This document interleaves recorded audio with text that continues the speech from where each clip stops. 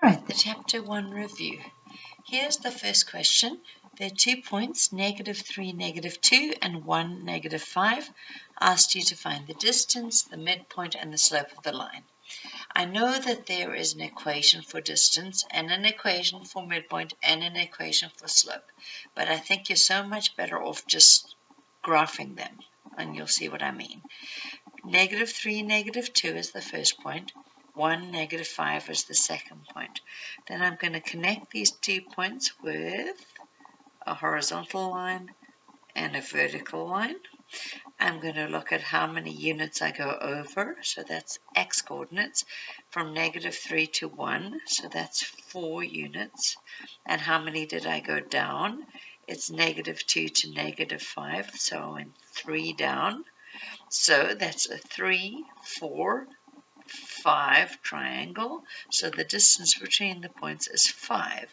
If it wasn't a nice Pythagorean triple like that, I would have just used the Pythagorean formula that 3 squared plus 4 squared is the distance squared, and the distance is the square root then of 9 plus 16, which is 5.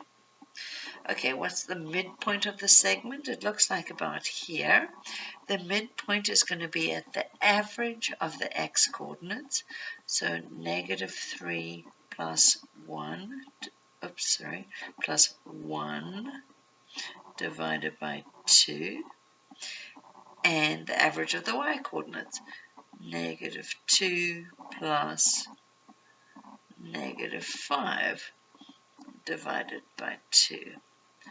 So -3 plus 1 is -2, divided by 2 is -1, and -2 plus -5 is -7, divided by 2 is -3.5.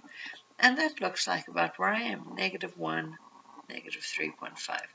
And the last thing is the slope of the line. I can see the line's going downwards, it's negative. And the slope is rise over run, so it's -3 over 4. And that's number 1.